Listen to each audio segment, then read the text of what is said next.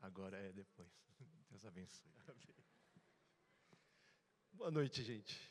Eu tinha entendido que ia acontecer a recepção da membresia antes da palavra. E, enfim, eu tomei a voz, cheguei de viagem ontem, meia-noite.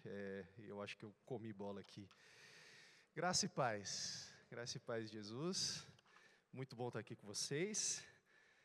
Muito bom estar aqui com vocês também nessa ocasião, né, em que a gente vai celebrar aí novos membros sendo recebidos aí nessa comunidade. Dia muito especial, tão especial que o pastor Juliano veio quase assim, pastor presbiteriano, né? Por pouquinho ele se passa por um, mas vamos lá. Vamos encerrar então a nossa série no livro de Jonas, e eu queria convidar então, se você puder abrir sua Bíblia aí no livro de Jonas, no capítulo 4, a gente vai ler do verso 1 ao verso 11, que é basicamente o capítulo inteiro ali, o final, capítulo 4 de Jonas. Eu vou ler na Nova Almeida Atualizada, que é a versão que a gente sempre usa aqui, pelo menos quando sou eu que estou falando, né? Mas você pode seguir na versão que estiver disponível aí para você, tá? Jonas 4, do verso 1 ao verso 11, diz assim: Mas Jonas ficou muito aborrecido e com raiva. Ele orou ao Senhor e disse: Senhor, não foi isso que eu disse, estando ainda na minha terra. Por isso me adiantei fugindo para Tarsis, pois sabia que tu és Deus bondoso e compassivo, tardio em irar-se e grande em misericórdia, e que mudas de ideia quanto ao mal que anunciaste. Agora, Senhor, peço que me tires a vida, porque para mim é melhor morrer do que viver. E o Senhor disse: Você acha que é razoável essa sua raiva? Então Jonas saiu da cidade e sentou-se num lugar a leste da mesma. Ali construiu um abrigo, sentou-se na sombra para ver o que aconteceria com a cidade. Então o Senhor Deus fez crescer uma planta por cima de Jonas para que fizesse sombra sobre a sua cabeça, a fim de o livrar do seu desconforto. E Jonas ficou muito contente por causa da planta. Mas no dia seguinte, ao amanhecer, Deus enviou um verme que atacou a planta e ela secou. Quando o sol nasceu, Deus fez soprar um vento leste muito quente. O sol bateu na cabeça de Jonas de maneira que ele quase desmaiou. Então pediu para morrer, dizendo: Para mim é melhor morrer do que viver. Então Deus perguntou a Jonas: Você acha que é razoável essa sua raiva por causa da planta? E Jonas respondeu: É tão razoável que até quero morrer. E o Senhor disse: Você tem compaixão da planta que não lhe custou nenhum trabalho. Você não a fez crescer. Numa noite ela nasceu e na noite seguinte desapareceu. E você não acha que eu deveria ter muito mais compaixão da grande cidade de Nínive, em que há mais de 120 mil pessoas que não sabem nem distinguir entre a mão direita e a mão esquerda, e também muitos animais? E assim termina o livro de Jonas. Vamos orar mais uma vez? Senhor, nós pedimos a Tua ajuda mais uma vez nessa noite. Fala conosco, Senhor.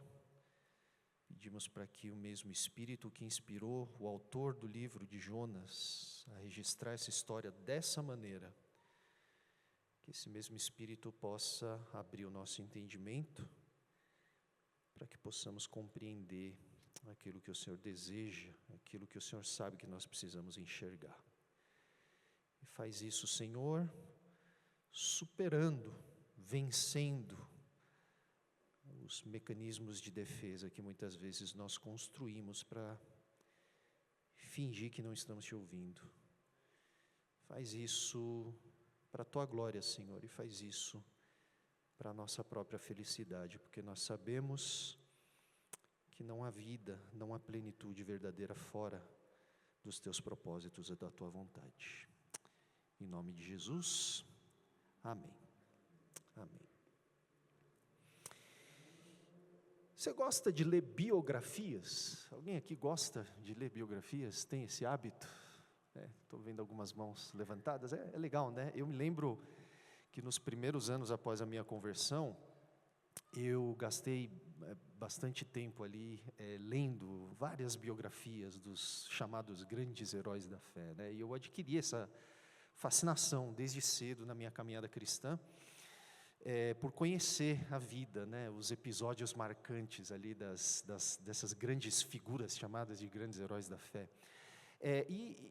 Olhando um pouco para trás, pensando no que porventura pode ter causado, né, gerado esse interesse da minha parte naquela época, eu acho que foi porque eu fui exposto, né, a muitos sermões por muito tempo naquela época, sermões que foram inspirados nas histórias dessas grandes figuras, né? Então, grandes avivalistas do passado, ali do grande despertamento britânico e depois na América do Norte.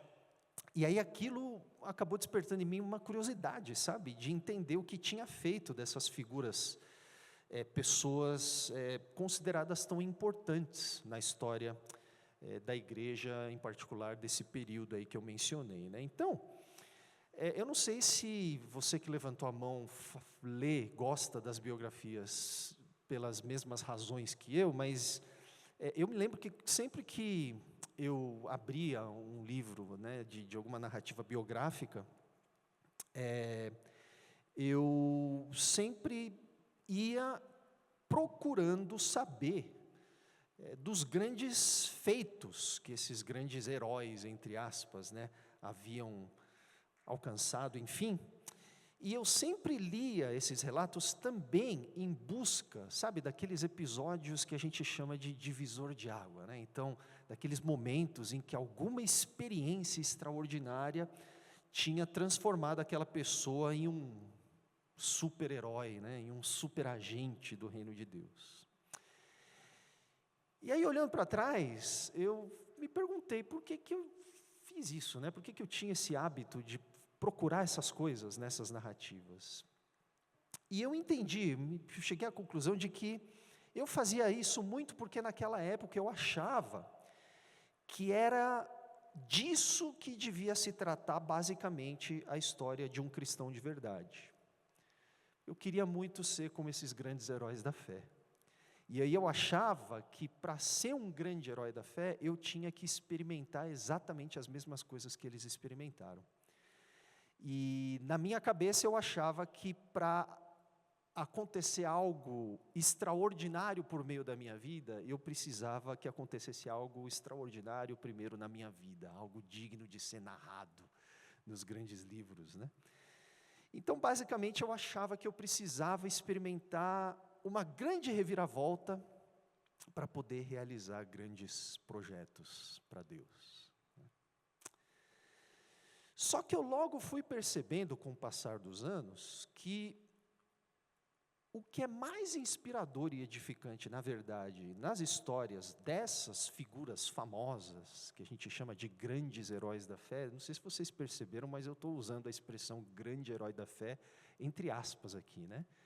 Porque a grande verdade é que não existe herói, né? Existe um, no caso, e o nome dele é Jesus. Todos os demais são pessoas que foram alcançadas pela graça de Deus, né? Mas o que é mais inspirador, o que eu tenho percebido, né, o que eu aprendi, eu fui percebendo, e edificante nessas histórias dessas grandes figuras, e na verdade de qualquer biografia bem contada de qualquer outro cristão, não é tanto aquilo que essas figuras realizavam para Deus, mas aquilo que Deus realizava na vida deles.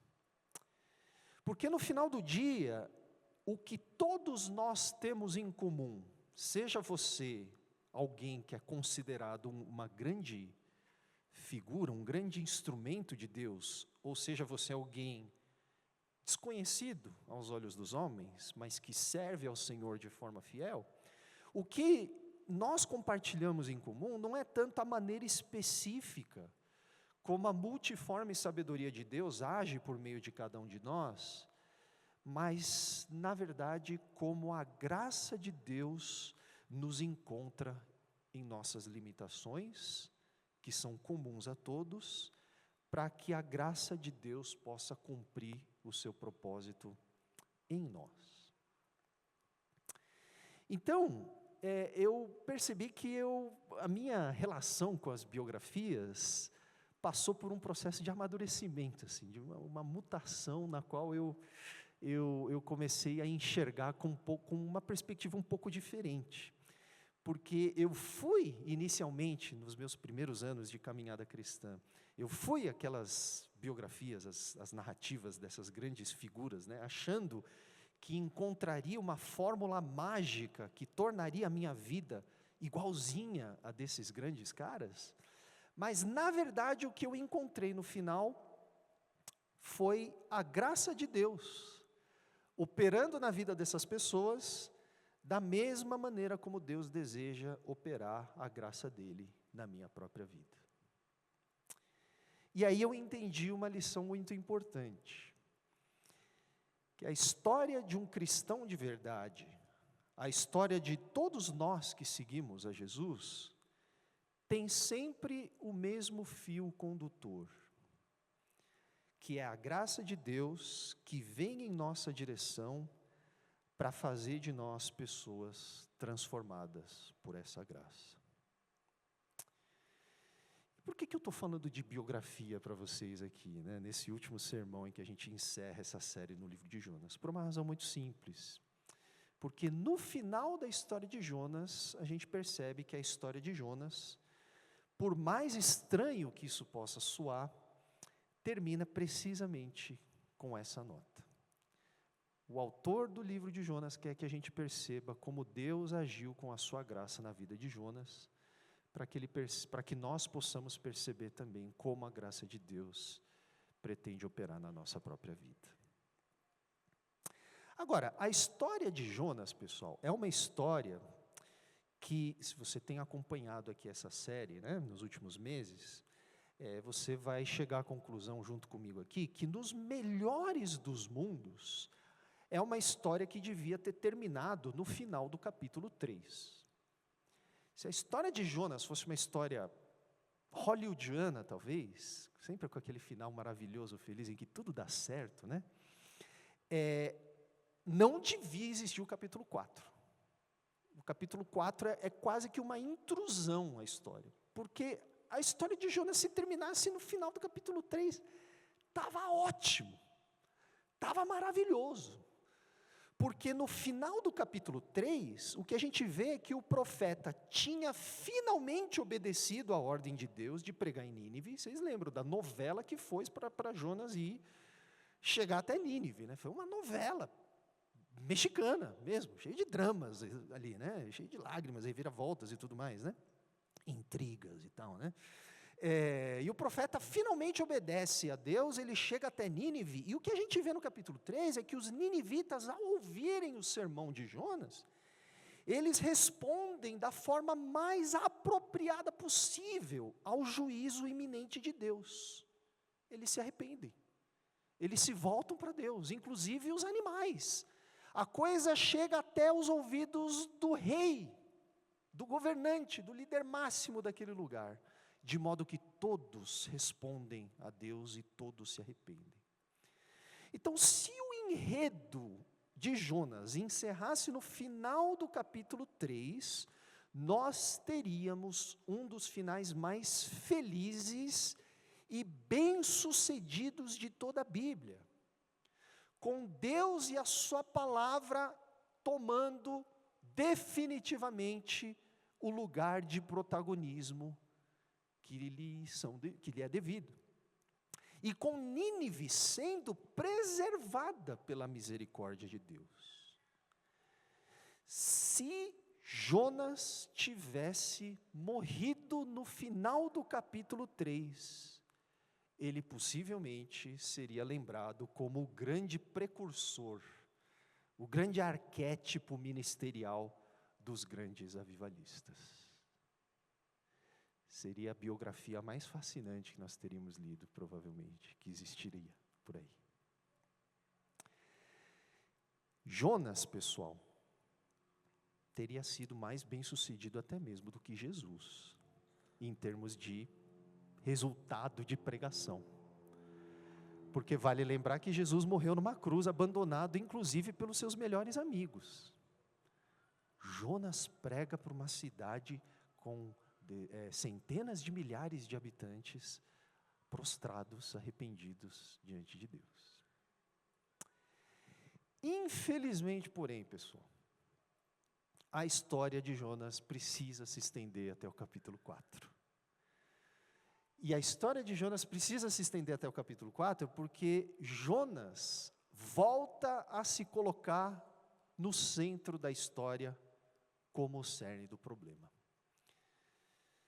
Quando o profeta se torna um assunto, conforme a gente viu na última vez que a gente estava falando sobre Jonas aqui no mês passado, é porque ele se tornou parte do problema. O profeta nunca é chamado para ser o centro da questão, para ser o assunto, para ser o centro das atenções. Quando o profeta se torna o centro das atenções, é porque o profeta se tornou o centro do problema. E Jonas, no capítulo 4, se torna o centro do assunto mais uma vez. E se o capítulo 4 do livro de Jonas existe, é porque, embora Yahweh, Javé, o Deus de Israel, tenha cumprido a sua obra em Nínive, ainda restava muito a ser feito no coração do Jonas. Que coisa, né? Deus converte uma cidade inteira por meio de uma pregação que tem pouquíssimas palavras. Em 40 dias, Nínive será virada de ponta cabeça. Pum, acabou. Uma cidade inteira se arrepende e é convertida ao Senhor. Ah, mas quem vai transformar? Quem vai converter? Quem pode converter o coração de um profeta duro como Jonas?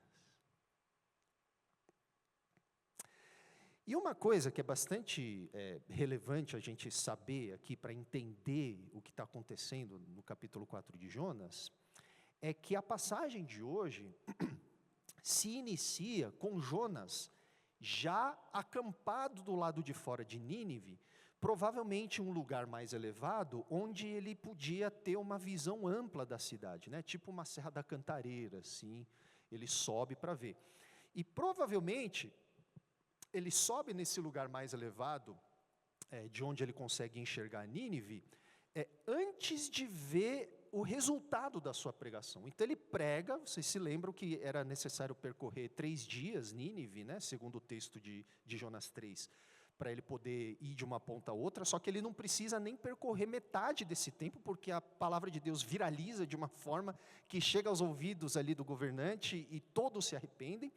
E aí o que Jonas faz é que Jonas sobe em cima desse lugar mais alto para assistir o que Deus vai fazer nesses próximos 40 dias, certo? Então esse é o cenário aqui por trás do capítulo 4 de Jonas. Então pode até parecer que cronologicamente o verso 1 do capítulo 4 e o verso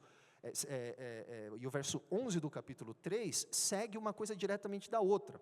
Só que o fluxo da narrativa no hebraico aqui sugere que tudo que acontece no capítulo 4 acontece depois de ter vencido o período de 40 dias anunciado por Deus. Ou seja, Jonas ficou esperando para ver, e aí quando vencem os 40 dias, acontece essa conversa que Jonas tem com Deus. Tá? Então, algo que a gente precisa entender sobre a sequência dos eventos relatados aqui no livro, é que tendo pregado lá em Nínive, Jonas saiu da cidade, subiu uma ladeira a leste de Nínive, e aí ele construiu um abrigo com galhos de árvores, para se proteger minimamente do calor do sol. Eu não sei se vocês repararam, mas eu estou um pouco mais moreno, né? Alguém reparou? porque eu acabei de voltar do Oriente Médio, eu cheguei ontem, né? Eu mencionei aqui, e faz muito calor, gente, no Oriente Médio. Muito, muito, muito, muito calor mesmo. Eu peguei calor de 42 graus lá. Enfim, o pessoal que morou no Piauí, eu não vou reclamar, né? Mas fez muito calor lá. E o que o Jonas faz é um abrigo bem rudimentar, assim, para se proteger minimamente do calor do sol. E ali ele fica acampado, observando o fim que daria a sua pregação. Tá? Agora, se a gente acompanhou a saga do Jonas, do começo ao fim, em uma sentada, se a gente está acompanhando essa história em uma sentada só, como realmente a gente devia fazer, é impossível, nesse ponto, a gente não achar a permanência de Jonas ali, pertinho de Nínive, uma coisa um tanto curiosa. Para pensar comigo. Porque Deus tinha mandado Jonas pregar em Nínive, e o que o Jonas faz para começo de conversa? Ele foge para Jope para pegar um barco para ir para Tarsis, né? Tarsis, certo? Primeiro ele vai na direção oposta, depois Deus tem que mandar aquela tempestade, a gente não precisa recontar a história, vocês lembram, né? Aquela tempestade, o Jonas está dormindo lá no porão, aí Deus precisa mandar o capitão ali da embarcação para acordar o Jonas, acontece aquele drama todo, no final das contas eles jogam Jonas no mar, Deus precisa mandar um peixe engolir Jonas, depois Deus precisa mandar o peixe vomitar Jonas, para depois, finalmente, quando a palavra do Senhor vem uma segunda vez para Jonas, o Jonas finalmente obedece. Então, se a gente prestar atenção no Jonas em si, a gente precisa se lembrar que Jonas não tinha interesse nenhum por Nínive. Se dependesse de Jonas, Nínive se explodia, pessoal. Certo? Eu quero mais é que eles vão para o inferno mesmo. Era isso que o Jonas pensava. Só que olha que coisa curiosa, né? Quando ele minha voz está ficando meio esquisita aqui, né? Estou ficando meio rouco aqui. Quando Jonas decide obedecer a Deus, e aí ele chega para Nínive, e ele prega, de repente o Jonas fica interessadíssimo em saber qual vai ser o fim de Nínive. Olha que coisa. E a gente precisa entender a ironia aqui. Porque quando Deus manda Jonas pregar para Nínive, Ele manda Jonas pregar em Nínive. Ele não manda Jonas ficar na região para fiscalizar o que Deus vai fazer depois. Deus falou, vai e prega. O que está implícito, vai, prega e volta. O que eu vou fazer depois não é da sua conta. Mas de repente, só porque o Jonas obedeceu a Deus, ele acha agora que tem o direito de saber como que Deus vai reagir à pregação dele. Olha que coisa, né? É tipo a gente, né? Quando prega, faz as coisas, no final a gente quer saber, né? Quantas pessoas choraram, né? Quantas pessoas reagiram. E você sabe que é assim conosco também, né? Isso aqui é importante a gente se lembrar. Deus não nos manda medir a resposta que as pessoas dão à nossa pregação, isso não é da nossa conta. O que Deus nos manda fazer é avaliar a fidelidade da nossa pregação. Se tem uma coisa que você tem que ficar preocupado quando você abre a boca para proclamar a palavra do Senhor, é se você está sendo fiel. Não quantas pessoas deram ouvidos a você. Isso é problema de Deus. Só que Jonas se esquece disso. O Jonas quer saber se Deus vai agir conforme ele espera. Então, tendo cumprido a sua tarefa, Jonas não volta para a Palestina. Na verdade, ele decide ficar do lado de fora da cidade para ver qual vai ser o resultado daquilo tudo, como se fosse papel do Jonas ficar julgando o que Deus faria. Então, a gente é levado a se questionar por que de repente Jonas apresenta essa fascinação repentina por Nínive, sendo que ele tinha feito de tudo anteriormente para não ir para lá. E aí o que a gente consegue inferir pelo contexto é que Jonas decide ficar acampado ali, provavelmente, porque ele não quer perder a oportunidade de ver Nínive sendo destruída. Provavelmente Jonas está pagando para ver. Então Jonas resolve ficar por lá. Provavelmente porque ele quer ser testemunha ocular do juízo divino que os ninivitas tanto merecem. E dá até para a gente dizer que agora que Jonas havia finalmente obedecido a Deus, no fundo ele achava que Deus tinha a obrigação de honrar o seu esforço. Eu obedeci, agora o Senhor vai fazer aquilo que eu espero que Ele faça. Então Jonas está achando que Deus tem a obrigação de trazer o resultado que Jonas esperava. Então imagina o senso de antecipação do Jonas. Eu consigo imaginar o Jonas igual o Tom Hanks naquela ilha, sabe? Ele pegando assim uma pedra e contando os dias, né? Faltam 29 dias, faltam 28 dias, faltam 27 dias, contando.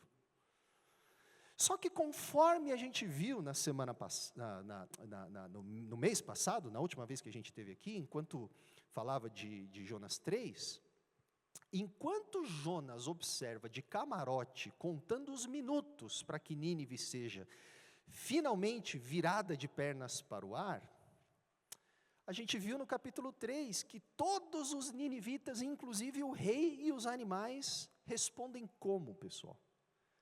Com jejum, oração e arrependimento. E por causa dessa pronta reação, o que acontece é que o pior dos medos de Jonas se torna realidade. O que acontece é que Deus não derrama mais juízo sobre Nínive. O que acontece é que Deus acaba virando Nínive de pernas para o ar, no sentido de converter Nínive e de manifestar o seu perdão sobre os ninivitas.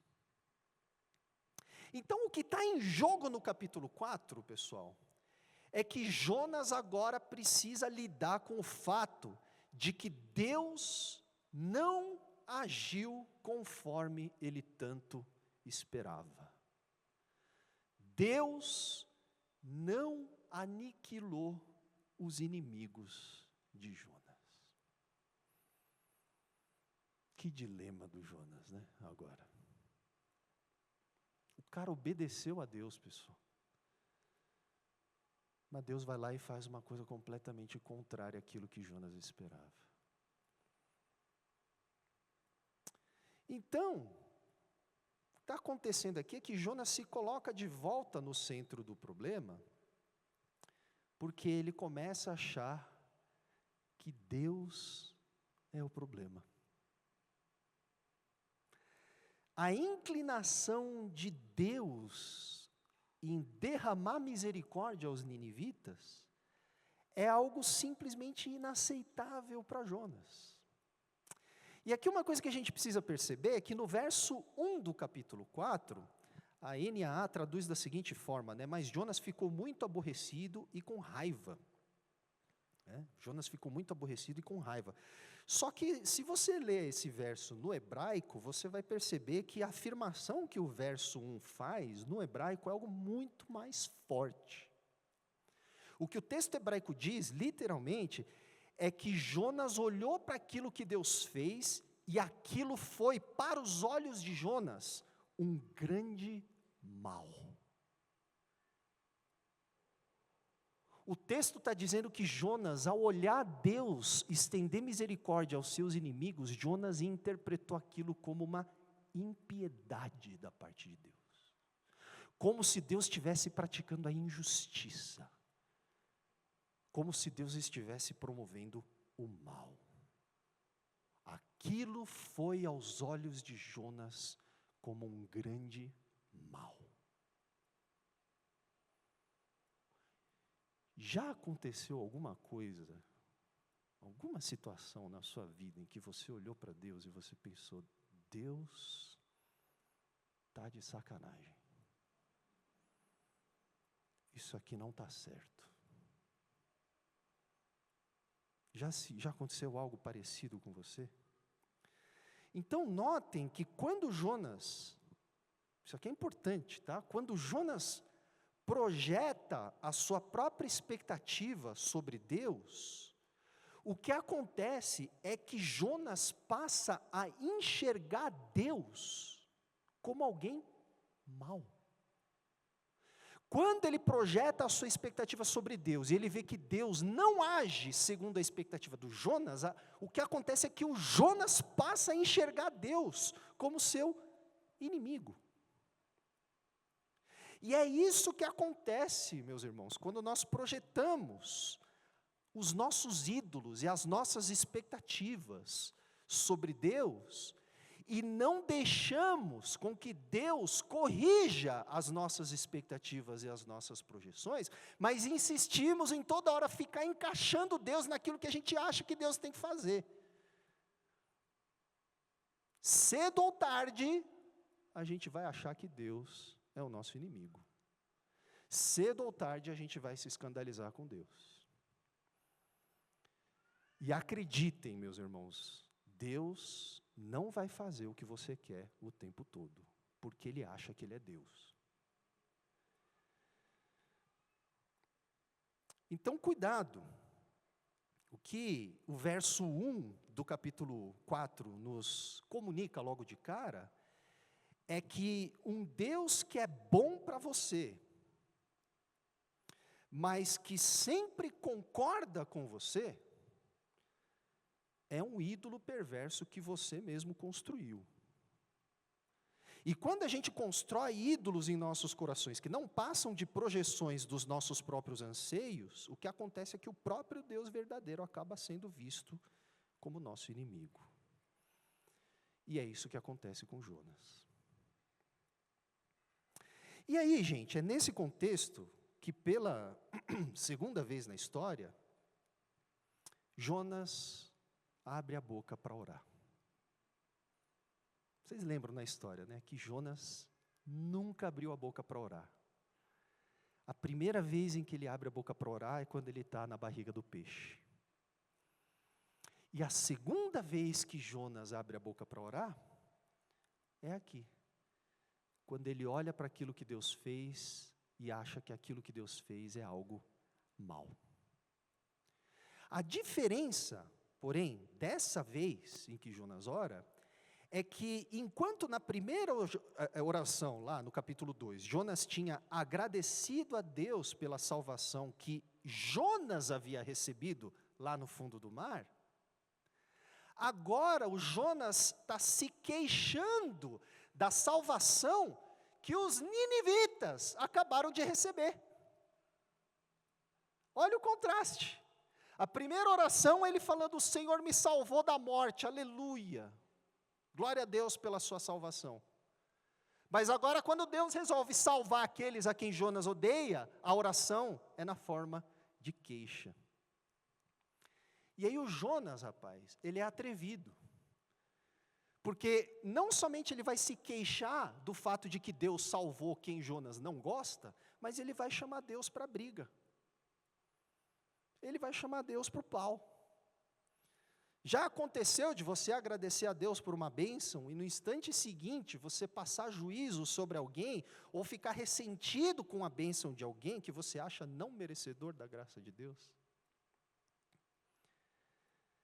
E é nesse ponto então na história que a gente percebe a contradição mais profunda de todas nessa caminhada de Jonas, que já está repleta de contradições, né? Mas aqui acontece a pior de todas. Embora Jonas tivesse experimentado o livramento da própria morte, o seu coração havia permanecido fechado para a possibilidade de que Deus amava também os seus inimigos. Jonas sabe que Deus tinha o resgatado daquilo que Jonas merecia. Mas ele fica profundamente ofendido quando Deus faz a mesma coisa com quem Jonas não gosta. E aí, como resultado, Jonas acusa Deus de insensatez, versos 2 e 3. Eu sabia, olha o que ele fala para Deus. Eu já sabia. Eu já sabia. Está vendo? Olha o esforço desperdiçado que eu gastei aqui. Eu sabia, desde o começo. Foi por isso que eu fugi. Olha o que o cara está falando para Deus. Foi por isso que eu fui. Agora você entende, Deus? Agora você está entendendo a minha lógica? Por que eu fui? Porque eu já sabia que você era assim. Eu já sabia que você é muito paciente, cheio de amor, misericordioso e compassivo. E o que chama a nossa atenção nessa segunda oração que Jonas faz, é que ela faz alusão, pessoal, ela faz menção, ela faz referência ao famoso texto de Êxodo 34, em que Deus descreve o seu próprio caráter.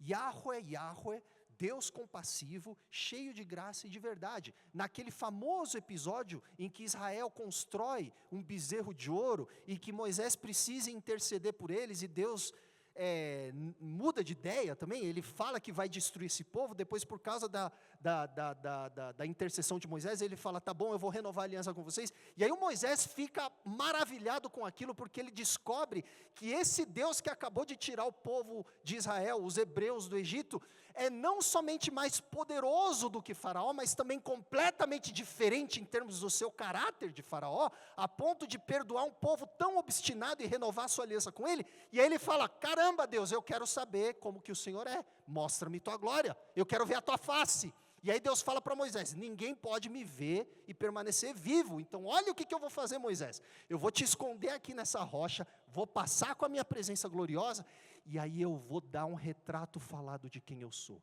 eu mesmo vou descrever quem eu sou para você, fechado Moisés, fechado Deus, e quando Deus esconde Moisés na rocha, ele passa com a sua glória, e o retrato falado que Deus dá de si mesmo é esse, Yahweh, Yahweh, Deus bondoso e compassivo, cheio de graça e de verdade.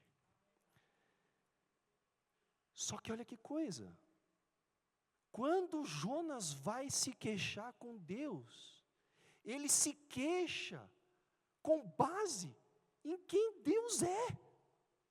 Eu sabia que você é Deus bondoso e compassivo. O cara está ofendido com o amor de Deus. E você sabe por que ele está ofendido com o amor de Deus? Olha o twist aqui que o Jonas faz. Twist sombrio que Jonas faz. Essa verdade de que Deus é bondoso e compassivo, na cabeça do Jonas, devia valer só para Israel. Devia valer só para a igreja. O Jonas está afirmando, o Senhor é isso mesmo. Só que eu não admito que o Senhor seja isso mesmo com quem eu odeio. Com quem é meu inimigo. Com quem eu quero mais é que se exploda. O Senhor é Deus bondoso e compassivo, mas o Senhor precisa ser Deus bondoso e compassivo para mim. Deus é bom para mim, Deus é bom para mim. Para mim. Para Israel. Para o povo de Deus, para os crentes. Então Jonas está insinuando que ao tratar os ninivitas como ele devia tratar só Israel, Deus está sendo injusto. Deus não pode fazer isso. E aí a coisa mais chocante nessa oração do Jonas é que ele, dito tudo isso, a conclusão a que Jonas chega é que é melhor morrer. Eu prefiro morrer, Deus, do que ver os ninivitas vivos.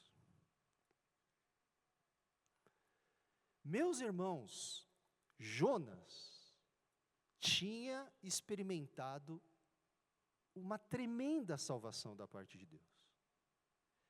Era para Jonas estar morto nessa altura do campeonato. Era para Jonas ter morrido afogado no mar. E ele fez aquilo por merecer. Não teria nada de injusto se Jonas tivesse perecido no mar. Só que Deus salvou Jonas mandando peixe. Só que esse Jonas que experimentou tão enorme, tão imensa salvação e livramento, agora pede para esse Deus que salvou ele da morte, ele pede para Deus, me mata. Ele prefere morrer do que ver os ninivitas vivos. Ele prefere abrir mão da nova vida que ele recebeu da parte de Deus, sob a misericórdia de Deus, porque ele não consegue ver quem ele não gosta recebendo esse mesmo amor. Meu Deus do céu. Que cara duro, né? Igual a Jonas, só conheço dois. Eu e você. Que cara difícil. Nossa. Se tem alguém nessa história que não tem a menor condição de reclamar com Deus sobre o arrependimento dos ninivitas, esse alguém é Jonas. Jonas devia ter perecido muito antes dos ninivitas. O próprio Jonas é um milagre vivo, pessoal. O próprio Jonas é uma expressão concreta da graça de Deus. O próprio Jonas é a prova mais cabal de que Deus prefere estender misericórdia ao pecador arrependido em vez de retribuir com destruição. Mas tão logo Jonas vê os seus inimigos recebendo a graça de Deus, ele se esquece de que ele mesmo estava vivo sem sequer merecer. E aí o que ele prefere é morrer. Pergunta: se você fosse Deus, o que você faria? Rapaz, o Jonas teria virado carne podre para mim faz muito tempo. Eu nem teria mandado peixe para salvar ele. Eu não estou falando isso de forma irônica, não. Estou falando de verdade, cara. Se eu, Bernardo, fosse Deus, e eu soubesse de tudo isso, eu nem chamava o Jonas. Uma dor de cabeça. Deixa o cara lá, vou chamar outro cara. Ou talvez eu teria aguentado um pouquinho.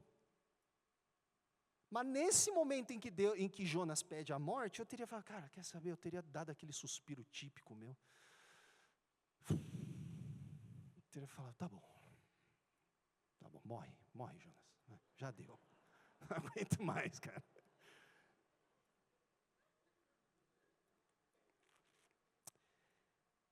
Se eu fosse Deus, pessoal, a ira que o Jonas tanto sentia contra Nínive, eu derramaria sobre o Jonas. Eu olharia para Jonas e diria, como é que é? Você está me chamando de injusto? Você está me acusando de promover o mal? Depois de tudo que eu fiz por você? Tu é um ingrato mesmo, hein? Mas olha que coisa. Nesse ponto a gente descobre que a história de Jonas não é sobre Jonas, mas sobre o Deus que chamou Jonas. E nesse ponto que Jonas pede a morte, nesse ponto em que você e eu, como leitores, estamos lendo e estamos arrancando os cabelos e falando, pelo amor de Deus, mata esse cara, Deus, que eu não aguento mais, a gente descobre que Deus não é como eu, nem como você. Esse mesmo Deus que estendeu misericórdia sobre Jonas e que estendeu misericórdia sobre os ninivitas, vai estender misericórdia sobre Jonas mais uma vez. A gente descobre que esse Deus é muito paciente. A gente descobre que esse Deus é de fato compassivo, cheio de graça e de verdade. A gente descobre que esse Deus é como o pai pródigo daquela parábola de Lucas 15, que corre para receber o filho mais novo, antes mesmo do filho mais novo entrar em casa, para receber e restaurar ele. E que esse pai é também paciente o suficiente para quando o filho mais velho, que reclama da generosidade que o pai estende para o filho mais novo, o pai olha para o filho mais velho e pacientemente tenta persuadir o filho mais velho de que a misericórdia sempre triunfa sobre o juízo. Deus, a gente descobre, é parecido com esse pai. A gente descobre que esse Deus é um Deus que é tão paciente, que ele ouve o arrependimento dos ninivitas e ele não desiste de ir em direção ao profeta ressentido. A gente descobre que esse Deus, sendo esse Deus, ele vai para Jonas, ele ouve a murmuração e a queixa de Jonas, e ele se dirige a Jonas para responder a essa queixa. E a gente descobre que esse Deus faz isso de duas formas. Nesse ponto alto da história, Deus responde a Jonas de duas formas. Primeiro, Deus faz para Jonas uma pergunta retórica, uma pergunta que Jonas sabe a resposta. Deus faz um apelo a que Jonas acorde, a que Jonas põe a mão na consciência, a que Jonas volte à realidade, a que Jonas volte à coerência e à verdade. Verso 4, Deus olha para Jonas e diz: Jonas, eu sei que emocionalmente é difícil de você processar a conversão dos ninivitas. Mas Jonas, coloca a mão na consciência. Eu sei que é difícil, eu não estou pedindo para você achar que é fácil. Eu sei que é difícil, mas coloca a mão na sua consciência.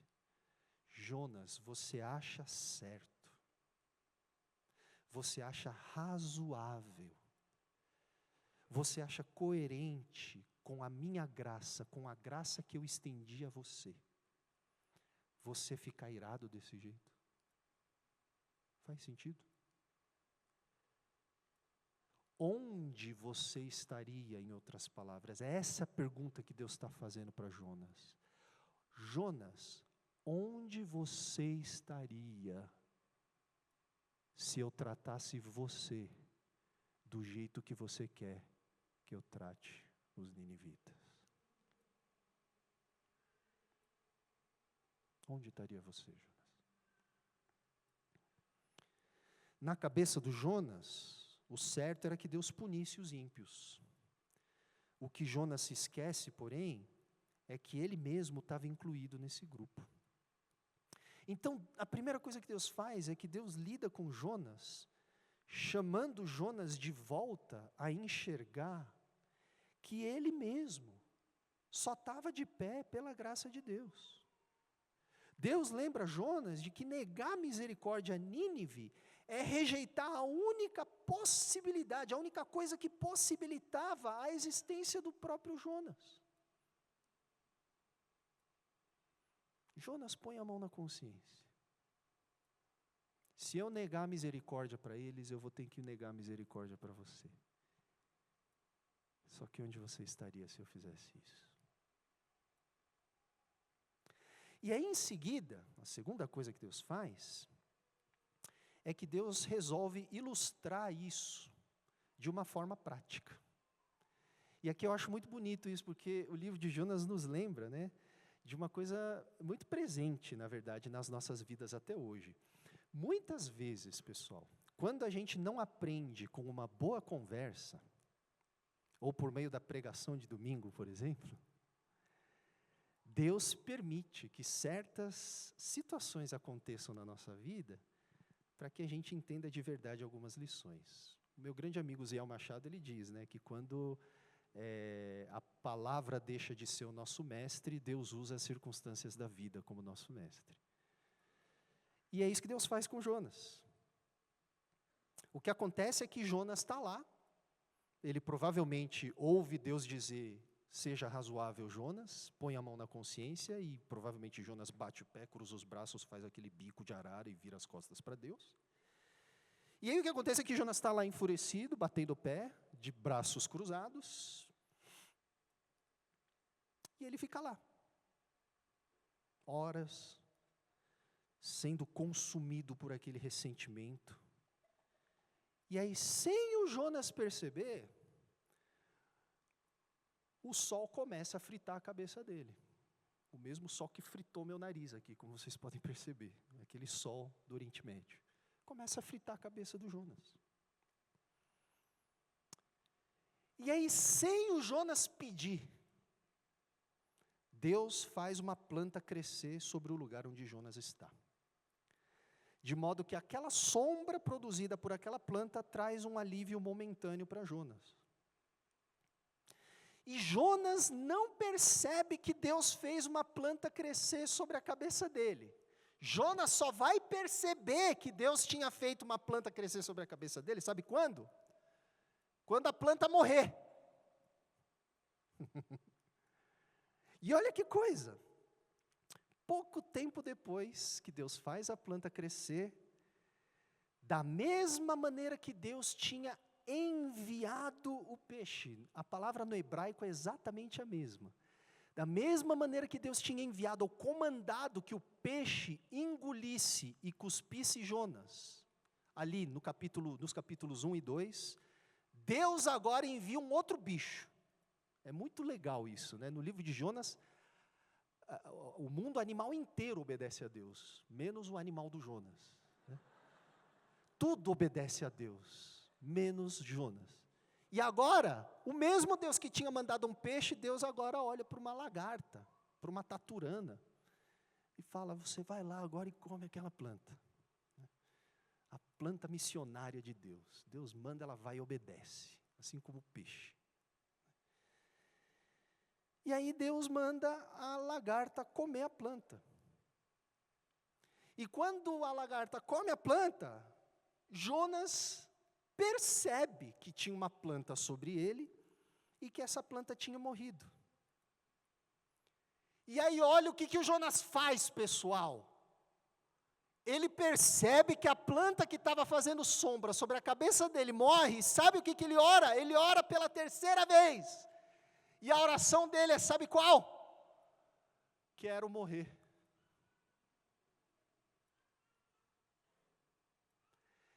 Se você fosse Deus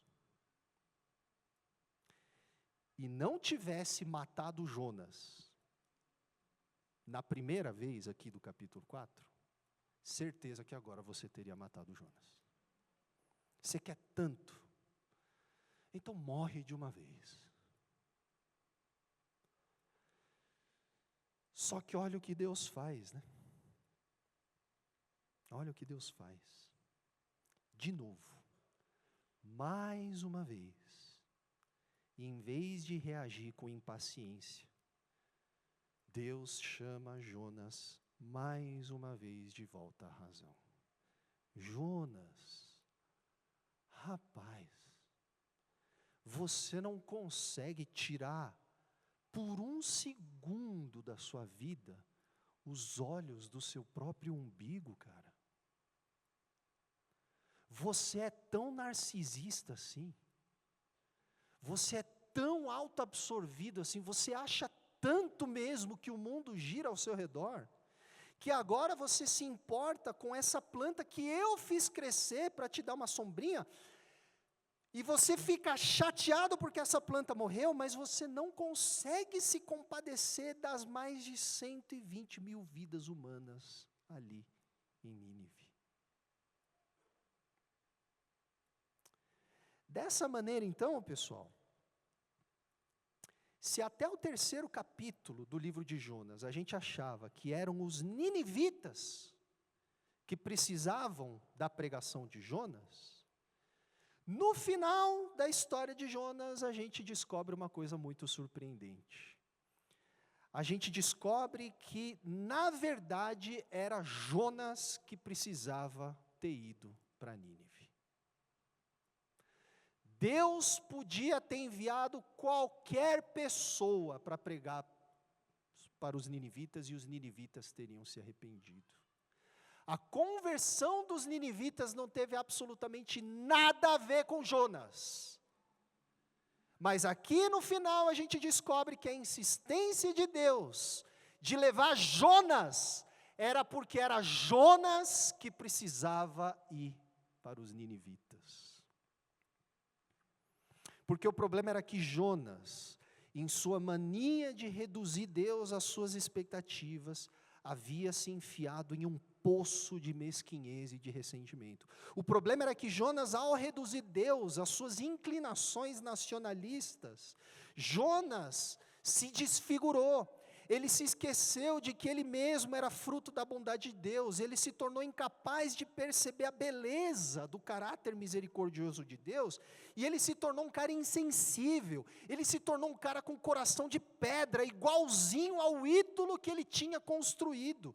Jonas achava que o mundo seria melhor sem os ninivitas, mas ao chamar Jonas a pregar contra os ninivitas, Deus estava querendo ensinar para Jonas que o mundo seria melhor se Jonas se parecesse um pouquinho mais com Deus.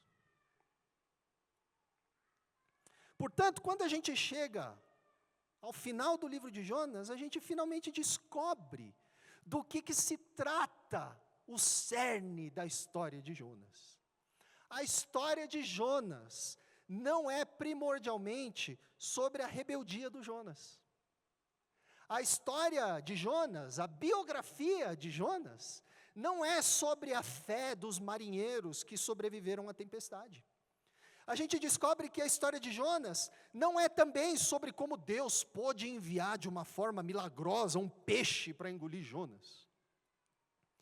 E a história de Jonas tampouco é sobre como no final Deus acabou usando a vida de Jonas para salvar os ninivitas. A história de Jonas não tem nada a ver, não é primordialmente sobre a forma grandiosa que Deus usou Jonas. A história de Jonas é, acima e antes de tudo, a história de como Deus estava ensinando Jonas a ser um pouquinho mais parecido com ele. A história de Jonas é a história de como Deus estava ensinando Jonas a se conformar ao caráter misericordioso de Deus, a se parecer com Deus e a imitar a Deus em sua misericórdia. Assim como a única coisa que o pai da parábola do filho pródigo esperava do filho mais velho era que o filho mais velho agisse como o pai. Volta lá depois, chegando em casa, e lê a parábola do filho pródigo em Lucas 15 de novo. E perceba isso. A bronca do filho mais velho com o pai culmina simplesmente nessa conversa que o pai tem com o filho mais velho, que se resume nisso: filho, tudo que eu tenho é seu. Esse filho estava morto. Esse teu irmão estava morto. Porque o filho mais velho chama o próprio irmão de esse teu filho. Ele não chama de meu irmão. E o pai olha e fala: não, esse seu irmão estava morto, mas ele voltou a viver. Custa você agir com ele da mesma forma que eu estou agindo. Essa é a maior bênção que você tem, meu filho mais velho. Tudo que eu tenho é teu. Você está reclamando que eu matei uma ovelha porque ele chegou, mas tudo que eu tenho é teu. Você quer uma ovelha? Pega uma ovelha, não tem problema, pega 10. Tudo que eu tenho é teu. Mas a maior bênção que eu gostaria que você tivesse é que você fosse como eu. É que você fosse generoso como eu. É que você fosse misericordioso como eu. Então, como a única coisa que o pai da parábola do filho pródigo esperava do filho mais velho era que ele agisse como o pai, a misericórdia de Deus vem até Jonas, e a misericórdia de Deus vem até nós, não somente para fazer de nós um povo que é alvo da misericórdia de Deus, não somente para fazer de Jonas alguém que é seguro na misericórdia de Deus, mas para fazer de Jonas um profeta de misericórdia, para fazer de nós um povo de misericórdia. E mais adiante na história bíblica, Jesus deixaria isso absolutamente claro, quando ele diz no Sermão do Monte: bem-aventurados os misericordiosos, pois receberão misericórdia. Sejam perfeitos ou completos no grego, como completo é o Pai Celestial. Façam aos outros o que vocês gostariam que fizessem a vocês. Então a história de Jonas, meus irmãos, não é sobre como Deus é poderoso o suficiente para mandar um peixe engolir o seu profeta. É verdade, Deus é tudo isso mesmo. Mas a história de Jonas é sobre como Deus insistentemente foi em direção a Jonas para fazer de Jonas alguém parecido com o próprio Deus. E essa é a nossa história. Deus quer usar a nossa vida ao longo do caminho. Talvez Deus vai usar alguém aqui, presente aqui, para converter uma cidade inteira. Já pensou? Aleluia, glória a Deus. Só que Deus quer, antes e acima de tudo, converter você. Converter o seu coração, o meu coração. Se você então um dia já se perguntou por que é que Deus ainda permite que nós caminhemos desse lado da glória, por que que a gente está vivo ainda? A história de Jonas nos lembra de que Deus deseja nos transformar em pessoas parecidas com Ele em sua misericórdia. No final da história de Jonas, a gente descobre que a obra de Deus não termina quando Jonas cumpre a sua tarefa como profeta. A obra de Deus só vai terminar quando o coração de Jonas se converter completamente à misericórdia de Deus. E o coração de Jonas só vai ter se convertido completamente à misericórdia de Deus quando o coração de Jonas for um coração disposto a estender essa mesma misericórdia. E no final da nossa própria história, a pergunta mais importante que nos confrontará não dirá respeito a quanto nós fomos usados por Deus. Eu sei que tem muita gente aqui que quer ser muito usada por Deus, assim como eu também quero, e queria muito quando eu li as biografias dos grandes heróis da fé. Só que uma coisa que o livro de Jonas nos lembra é que Deus usa quem Ele quer, quando Ele quer, do jeito que quer, e Ele usou Jonas. Usar as nossas vidas não é problema para Deus. Se Deus usou Jonas, fique tranquilo. Deus pode usar você. Aleluia. Olha que mensagem de esperança você vai levar para casa hoje, né? Deus usou Jonas, meus irmãos. Ele pode usar qualquer pessoa. Ser usado por Deus não é o maior dos problemas. A pergunta que será feita a nós é se a verdade de quem Deus de fato é quebrou os ídolos dos nossos corações, nos libertou das nossas expectativas falsas, nos curou dos nossos ressentimentos e, no final, nos fez semelhantes a Ele em seu caráter. É essa pergunta que Deus vai fazer para a gente. E eu acho que Deus não vai nem fazer pergunta para mim, eu acho que Ele vai perguntar para minha esposa mesmo. E para os meus filhos. Vem cá, como é que foi o Bernardo em casa? Não o Bernardo da câmera que passa no YouTube depois, na Livres Church. Mas o Bernardo com as pessoas que o Bernardo não gosta, como é que ele foi? Essa é a pergunta que vai nos confrontar. Então, pessoal, a história de Jonas nos ensina que a história de um cristão de verdade não se trata essencialmente dos muitos êxtases que nós podemos experimentar ou dos muitos resultados que nós podemos conquistar para Deus, mas antes e acima de tudo de como a misericórdia de Deus nos fez misericordiosos como Deus.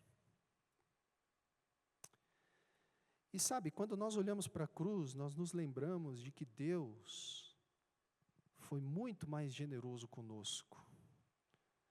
Deus não foi mesquinho de jeito nenhum. Um dia nós éramos como Jonas, e nós éramos como os ninivitas. Mas Deus nos salvou da morte, enviando Jesus para nos perdoar das nossas dívidas, para correr em nossa direção, para derramar a sua bondade de forma absolutamente extravagante em Jesus. Todos nós aqui éramos como o filho mais novo da parábola de Lucas 15. Mas o problema é que muitos de nós nos esquecemos de que nós um dia éramos como o filho mais novo, e nós rapidamente nos tornamos como o filho mais velho. Então, quando nós nos encontramos em situações semelhantes à de Jonas, sem conseguir digerir os caminhos de Deus, quando Deus nos contradiz, quando Deus nos ofende, quando Deus subverte a nossa autojustiça, quando Deus nos lembra de que nós não somos o assunto, quando Deus resolve estender graça e misericórdia para aqueles que nós achamos que não merecem essa graça e misericórdia, o livro de Jonas, a história de Jonas nos dá a oportunidade de nos lembrarmos de que a verdadeira obra que Deus quer realizar não é por meio de nós, mas em nós. Nós somos milagres vivos da misericórdia de Deus. Nós somos a prova de que Deus é misericordioso. Deus nos resgatou da morte, de uma vez por todas, por meio de Jesus. Portanto, meus irmãos, não nos esqueçamos de que a nossa vida agora só faz sentido quando nós vivemos à luz dessa mesma misericórdia, em todas as nossas relações. Vamos orar? Pode ser?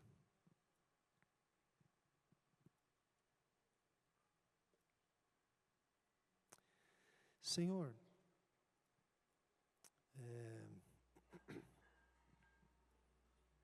abre os nossos olhos, mais uma vez, assim como o Senhor fez com Jonas, para que nós possamos nos lembrar de que o Senhor chamou o teu povo a ser um povo de misericórdia, um povo que proclama a tua verdade, um povo que proclama a tua justiça, um povo que proclama o teu juízo também,